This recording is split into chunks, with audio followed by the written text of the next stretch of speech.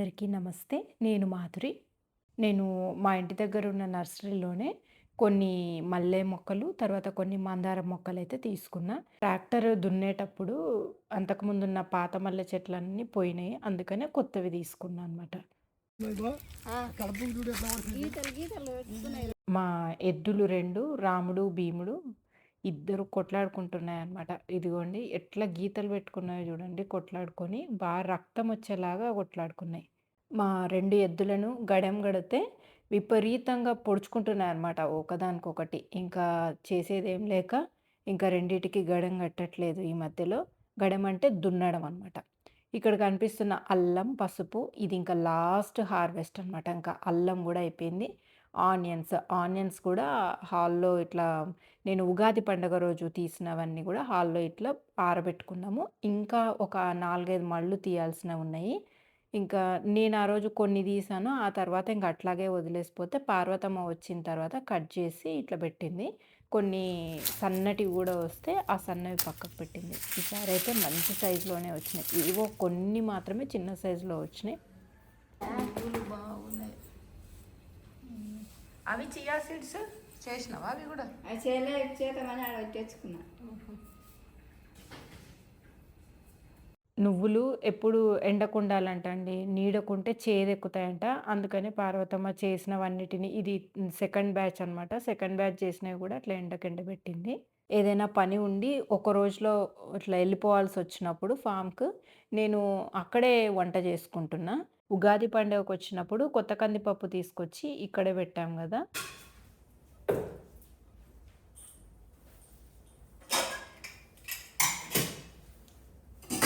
పార్వతమ్మ అంతా షెల్ఫులు సర్దిపెట్టినట్టుంది. దుమ్ము లేకుండా నీట్‌గా ఉన్నాయి.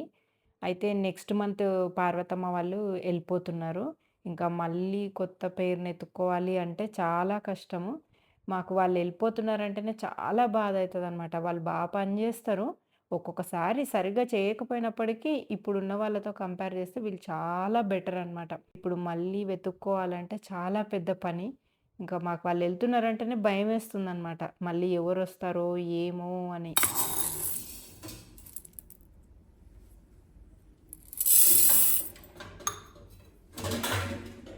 ఈ సంవత్సరం కందిపప్పునంతా గూడా తిరగల్లో తిప్పించినామనమాట. అంటే విసిరినది అంతా మేమే జేసుకున్నాము.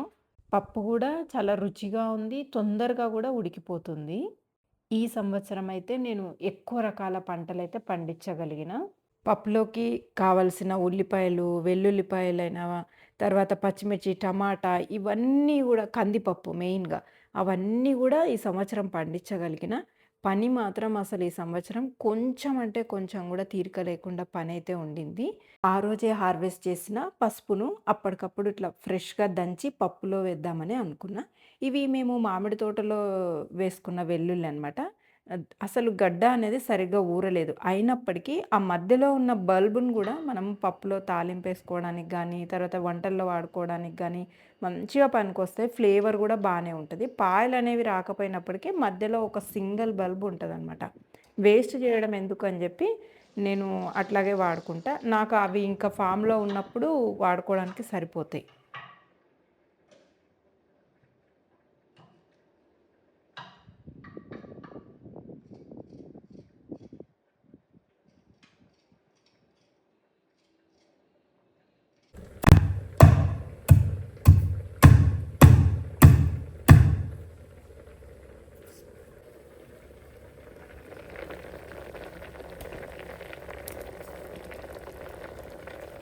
ఫ్రెష్‌గా వెల్లుల్లి, తర్వాత పసుపు అట్లా దంచి వేస్తే ఆ అరోమా మాత్రం చాలా మంచిగా వచ్చింది.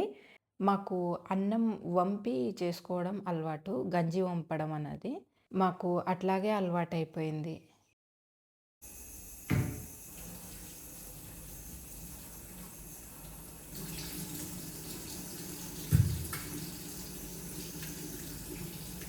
పప్పు చాలా మెత్తగా ఉడికిపోతుంది. చాలా మంచిగా అనిపిస్తుందనమాట. పప్పు టేస్ట్ గూడా. ఇంకా వేయించి చేస్తే ఇంకా బావుంటది అని అంటున్నారు. నెక్స్ట్ ఇయర్ ఆ పద్ధతి గూడా చేస్తాను.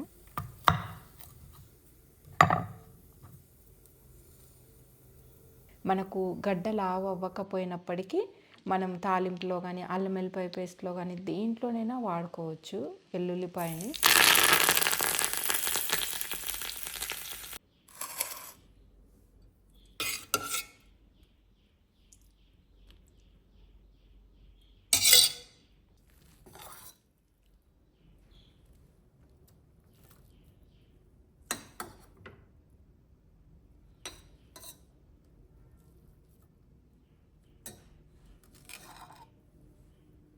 ఫామ్‌కొచ్చినప్పుడంతా అప్పటికప్పుడు వంట చేసుకుంటున్నాం కాబట్టి వేడి వేడి అన్నం, వేడి వేడి పప్పు, ఇంకా కోర్ట్‌యార్డ్‌లో కూర్చొని తిందామని ఇంకక్కడ కూర్చున్నా.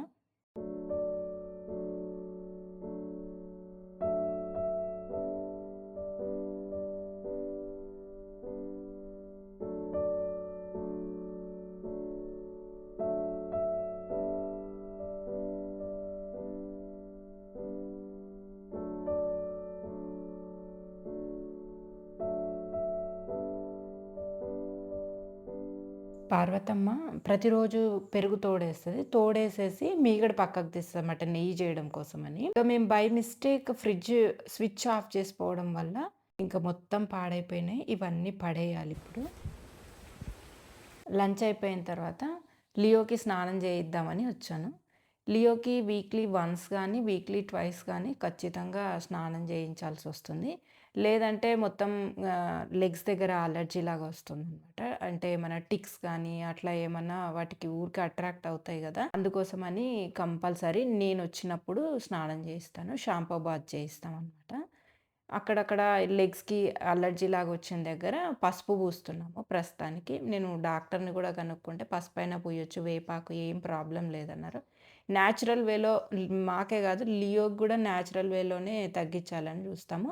నాకు పెట్స్‌ని పెంచే దాంట్లో పెద్ద ఎక్స్‌పీరియన్స్ లేకపోయినప్పటికీ నాకు అర్థమైంది ఏంటంటే వాటిని గూడా ఎక్కువ ప్యాంపర్ చేసి పెంచితే సెన్సిటివ్‌గా తయారైపోతాయని. కొంచెం రఫ్‌గా అంటే ఎండకు గానీ, కొంచెం అట్లా ఇట్లా బాగా తిరుగుతూ స్వేచ్ఛగా అవి తిరుగుతూ బాగా ఉంటే మాత్రం వాటికి కూడా ఇమ్యూనిటీ పవర్ పెరిగి అవి కూడా మంచిగా ఉంటాయి అని అన్నదైతే అర్థమైందనమాట. వేటికి భయపడదు లియో. అసలు స్ట్రే డాగ్స్‌ని సైతం భయపెట్టిస్తది. మేము ఊరికే వదిలేస్తాము.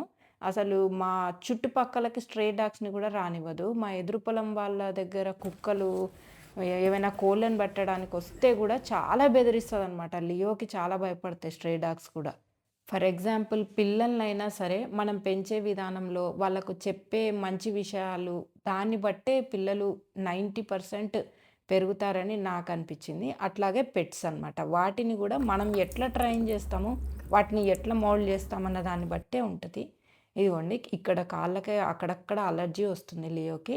అక్కడ మాత్రం వీక్లీ వన్స్ అట్లా పసుపు రాసి వదిలేస్తున్నాము. బాగా డ్రై అయిన తర్వాత వదిలేస్తున్నాం. లేదంటే మట్టిలోకెళ్ళి మళ్ళీ మొత్తం బురద రాసుకుంటదని జెప్పి డ్రై అయ్యేంత వరకు కొద్దిసేపు అట్లాగే ఉంచుతున్నాము.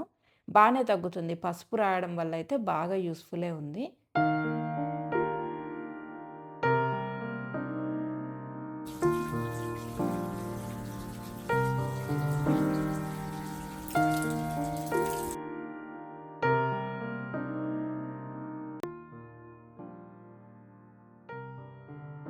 నేను, గోవింద్ లియోకి స్నానం చేయించే లోపల పార్వతమ్మ చియా సీడ్స్‌నంతా గూడా క్లీన్ జేస్తుంది. నేను చూస్తున్నా ఎట్లా జేస్తుంది, ఏంటి అనన్నది. వీటిని క్లీన్ జేసుకోవడం అనేది చాలా ఓపికతో చేసుకోవాల్సిన పననమాట. చాలా పెద్ద ప్రాసెస్ ఇవన్నీ గూడా. చియా సీడ్స్ ఆకెక్కువుంది, గింజలు తక్కువున్నాయి. మనం పైన పైనే తీసేయాలనుకుంటా. తీసేసి నీట్‌గా అప్పుడే నలిచేస్తే సరిపోతది. ఈజీగా అయితది. ఇదిగోండి. పొట్టెక్కువ, గింజలు తక్కువ. ఇవి కొంచెం లావున్నాయి గదా పార్వతమ్మ అప్పటి దాంట్లో కంటే. అప్పటి కూడా గిట్లే ఉండేనమ్మా. ఇదే ఇంక జర పచ్చగా కొడుతుంది. అది ఎర్రగా అయినాక తీసినాం. ఆ! ఆ! అయినవైనట్టు తీసినట్టున్నాం. పల్లీలు తీస్తున్నాం ఇప్పుడు. మేము ఇక్కడ వేసుకున్నవేంటంటే నాటు పల్లీలు చాలా తక్కువ ప్లేస్‌లో వేసుకున్నాము. నాకు చిత్తూరు దగ్గర ఒక ఫార్మర్ తెలిస్తే ఆయన ఇచ్చారనమాట ఈ సీడ్‌ని. చాలా నాటు వెరైటీ ఇది. రెండే 2 పల్లీలుంటాయి. చాలా చిన్న సైజులో ఉంటదనమాట పల్లీ గూడా. సరే అని నేను కొంత ఏరియాలో వేసుకున్నా. అది గూడా బాగా లేట్ అయిపోయిందనమాట. నవంబర్ దాటిపోయింది. అంటే వెల్లుల్లి కన్నా కూడా పల్లినే లేట్‌గా పెట్టుకున్నాం. అంత లేట్‌గా పెట్టుకున్నాము. యాక్చువల్‌గా వస్తదో రాదో అనుకున్నాం గానీ, అట్‌లీస్ట్ ఎంత వస్తే అంత సీడ్‌కైతే ఉంటది. మళ్ళీ నెక్స్ట్ ఇయర్ మళ్ళీ ఈ సీడ్‌ని దాచుకొని మళ్ళా వేసుకోవచ్చు అన్న ఉద్దేశంతో ఈ నాటుపల్లిదైతే వేసుకున్నాము. ఇదే కాకుండా ఇంకో రకం గూడా వేసుకున్నాం. అది నెక్స్ట్ వీక్ తీస్తాము. మరి పాల బుడ్డల్లాగున్నాయి. ఇది బాగా చిన్నగా ఉన్నదంటే బాగున్నాయి. అంటే బాగా ఇగో ఇంత పెద్దగా ఉన్నది బాగా. రాలేదు. ఇవి నాటుపల్లీలు గదా! అది అట్లా గుత్తిగా ఊరాలి. నాటుపల్లీలు ఏవైనా దేశవాళీ రకాలు ఏవైనా మనకు ఎక్కువ రేటే ఉంటాయి. ఎందుకంటే అవి ఈల్డ్ అనేది తక్కువ ఇస్తాయన్నమాట.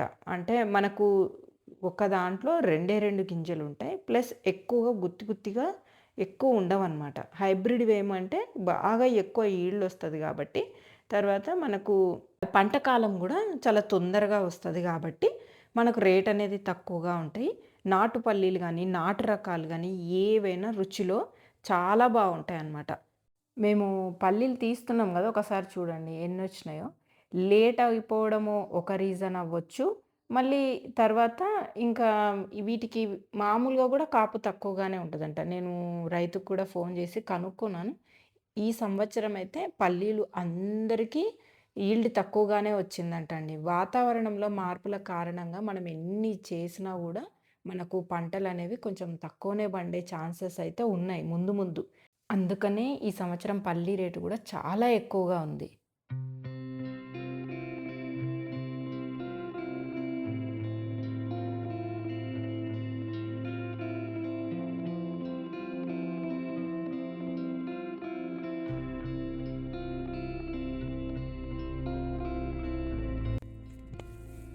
అట్లయితే బావుంటది గట్టిగా.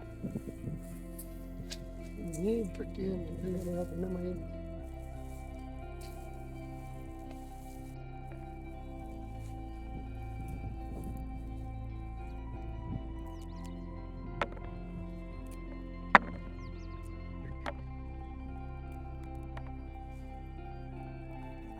కానీ బుడ్డ గట్టిగుంది. 2 ఉండేటట్టున్నాయి దీంట్లో.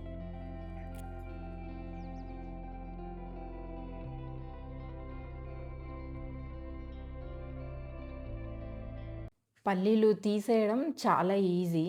కాకపోతే కూర్చొని వాటిని మళ్ళీ సెపరేట్ చేయడం అనేదే చాలా పెద్ద ప్రాసెస్ అసలు. కూర్చొని బోరింగ్ అనిపిస్తదనమాట.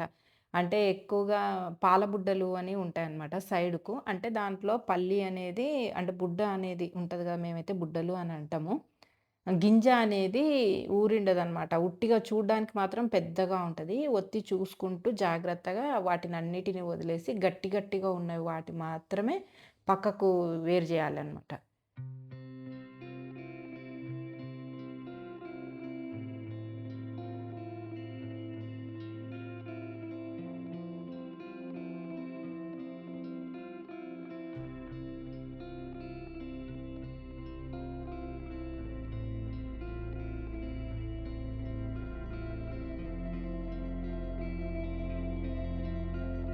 ఎండలు మామూలుగా లేవండి అసలు. విపరీతమైన ఎండలకి మేము నీళ్ళు తాగినప్పుడు మళ్ళీ యోకి గూడా కొన్ని నీళ్ళు ఇట్లా పెడుతుంటాము. తాగుతుంది. మేము ఇక్కడ సీతాఫల చెట్టు ఉంది గదా!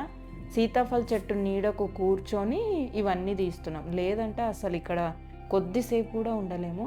ఆ సీతాఫల చెట్టు ఉన్నందుకు ఆ నీడకు చల్లగాలికి కూర్చున్నాం. లేదంటే అమ్మో! ఎండలు విపరీతమైన ఎండలు.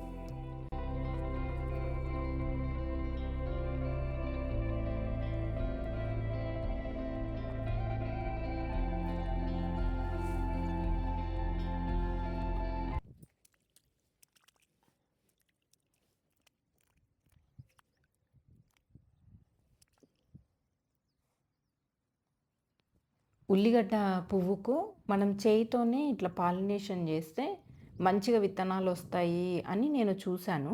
అందుకని మంచిగా చెయ్యి నీట్‌గా కడుక్కొని ఇట్లా పాలినేషన్ అయితే చేస్తున్నా. పువ్వులైతే పెద్ద పెద్ద సైజులో మంచిగా వచ్చినాయి. ఇదిగోండి ఉల్లిగడ్డ పువ్వు ఎక్కడ ఉంటదో అక్కడ చిన్న బీస్ అయితే ఎప్పుడూ ఉంటాయన్నమాట. అందుకే అక్కడక్కడ పూలు గూడా ఉంటే మనకు పాలినేషన్ అనేది మంచిగా జరుగుతది అని అంటారు గదా! హ్యాండ్ పాలినేషన్ అయితే చేస్తున్నా. ఇది ఓకే. జస్ట్ ట్రయల్ అనమాట. చూద్దాము ఎట్లా ఉంటదో ఏమో అని ట్రై చేస్తున్నాను.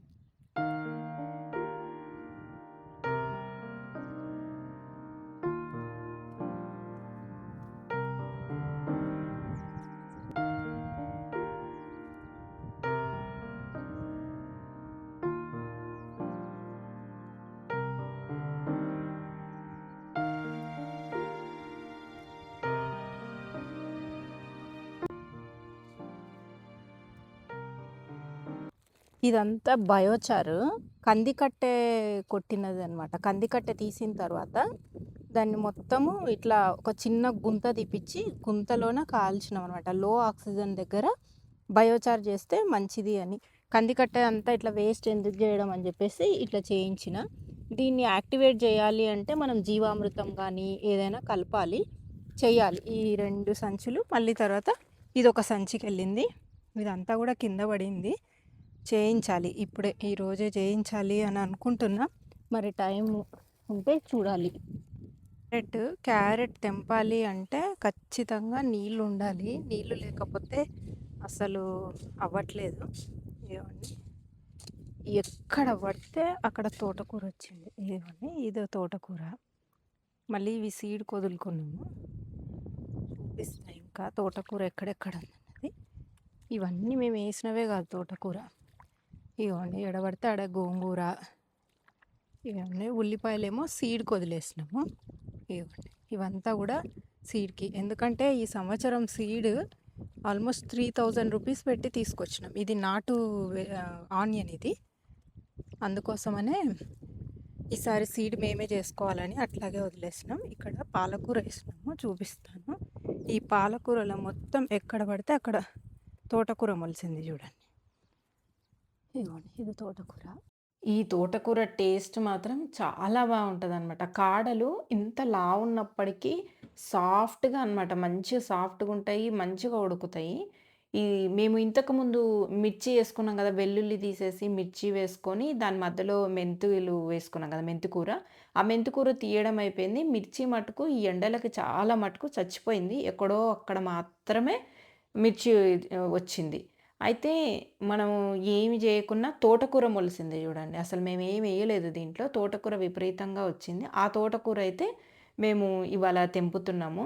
చాలా బాగుంటుంది టేస్ట్ మాత్రం. నిజంగా మనం విత్తనాలు వేసి వచ్చిన దానికంటే న్యాచురల్‌గా అవంతకవే విత్తనాలు పడి వచ్చిన దాని టేస్ట్ ఇంకా డిఫరెంట్‌గా ఉంటది.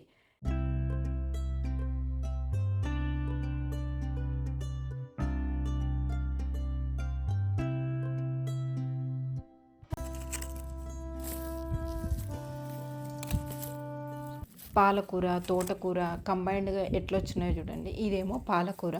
కింద చుట్టూరా అంతా కూడా తోటకూర మొలిసింది.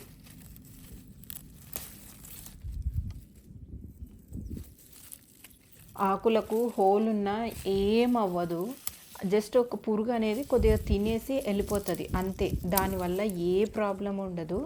ఇంకా పెస్ట్ కొట్టడం వల్లనే ప్రాబ్లమ్ ఉంటది. పెస్టిసైడ్స్ ఎంత కొట్టి మనకు చూడడానికి అంత ఫ్రెష్‌గా కనిపించినా ఆ ఫుడ్ మంచిదని అనుకోకూడదు.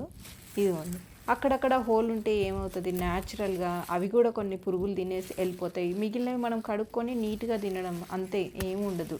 మనము ఎన్ని పెస్టిసైడ్స్ కొట్టి దాంట్లని చూడడానికి అందంగా, ఫ్రెష్‌గా చేసేదానికంటే కూడా ఇదిగోండి పాలకూర చూడండి. ఇది ఇంత మంచిగా న్యాచురల్‌గా పాలకూర పెరుగుతుంది. దాని పక్కనే తోటకూర పెరుగుతుంది. అక్కడక్కడ మధ్యలో కొత్తిమీర కూడా వచ్చింది. లాస్ట్ ఇయర్ వేసుకున్న విత్తనాలు ఎక్కడైనా పడి ఉంటాయి కదా! మళ్ళీ కొత్తిమీర. అదే కదండీ బయోడైవర్సిటీ అంటే. అన్ని రకాల మొక్కలు పెరగడం, ఒకే చోట పెరగడమే బయోడైవర్సిటీ. దాంతో పాటు కలుపు కూడా.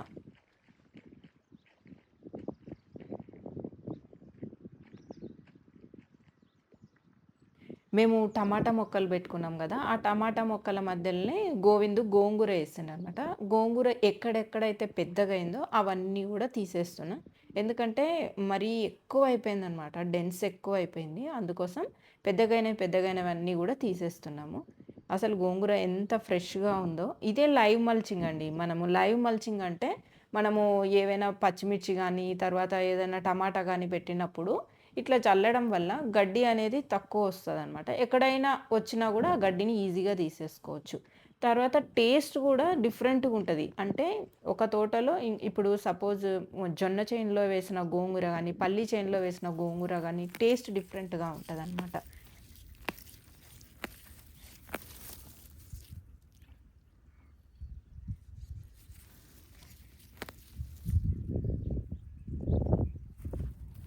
ఇక్కడ టమాటాలు ఉన్నాయి. తర్వాత అట్ ద సేమ్ టైమ్ గోంగూర 2 గూడా ఉన్నాయన్నమాట. అంటే మనకు తక్కువ ప్లేస్‌లోనే 2 రకాలైతే పండించుకోవచ్చు. ఇట్లా లైవ్ మల్చింగ్ వల్ల యూజ్‌ఫుల్‌గానే ఉంటది.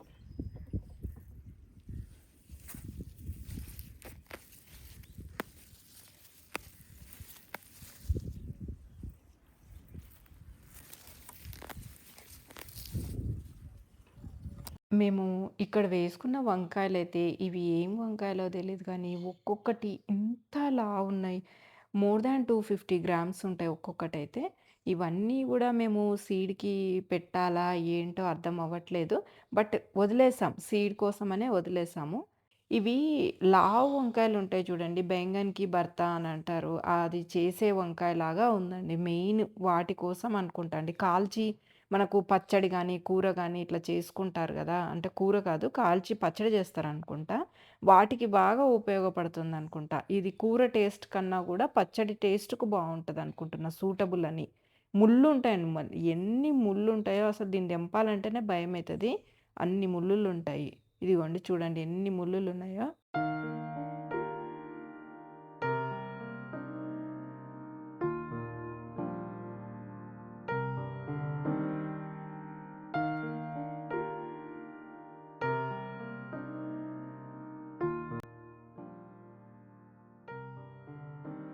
పార్వతమ్మ క్యారెట్ తీసుకొనొస్తుంది. నేనేమో ఆకుకూరలు తెంపుతున్నా. పార్వతమ్మ అన్ని క్యారెట్స్ అన్నీ తెంపి ఇక్కడ కడగడానికి తీసుకొస్తుంది. ఆకుకూరల్ని తెంపి కొద్దిసేపు పక్కకు పెట్టినా చాలు వడలిపోతున్నాయి. అసలవి ఫ్రెష్‌వి కావా అన్నట్లు కనపడుతున్నాయి.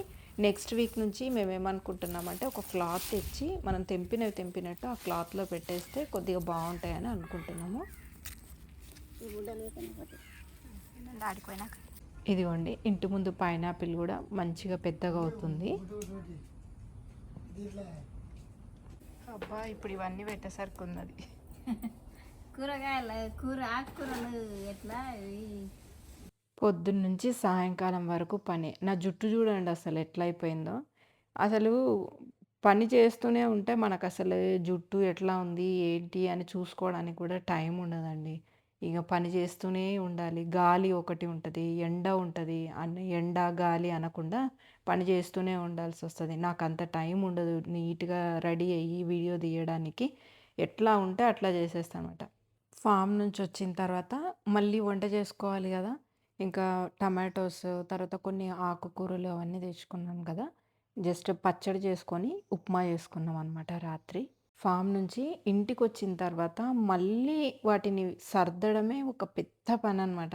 చామ ఆకులు గూడా తీసుకొచ్చినామనమాట. కొంతమంది అడుగుతున్నారు చామ ఆకులు గూడా కావాలి అని. అందుకోసం చామ ఆకులు గూడా తీసుకొచ్చాము. ఇంకా ఫ్రెష్‌గా పచ్చిమిర్చి, టమాటో, ఆనియన్స్ ఇట్లా తెచ్చుకున్నాం గదా! అవన్నీ ఏసి పచ్చడి చేసుకొని తిందాము అని చేస్తున్నాను. కరివేపాకు ఫ్రెష్‌గా, కొత్తిమీర ఇంకా అన్నీ. మునగాకు కూడా చాలా ఫ్రెష్‌గా ఉంది. అప్పటికప్పుడు కట్ చేసుకున్న వాటితోటి నేనేం చేస్తానంటే పచ్చళ్ళల్లో ఇట్లా పైన వేసేస్తుంటా. మనకు ఎక్కువ ఉడకదు కాబట్టి మనకు వైటమిన్స్ కూడా ఎక్కువ పోవు అని నేను ఏం చేస్తానంటే కరివేపాకు గానీ, తర్వాత మునగాకు కానీ, కొత్తిమీర గానీ ఇట్లా లాస్ట్ స్టవ్ ఆఫ్ చేసిన తర్వాత ఒకసారి అట్లా ఏసేస్తాననమాట.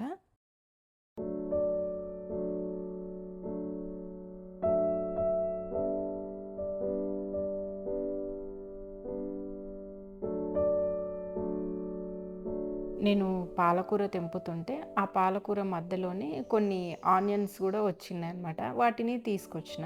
ఫ్రెష్ ఆనియన్‌ని కట్ చేసినప్పుడు అసలు కలర్ ఎంత బావుంటదో చూడండి. ఎస్పెషల్లీ నాటు ఉల్లిగడ్డ ఇంకా మంచిగుంటది.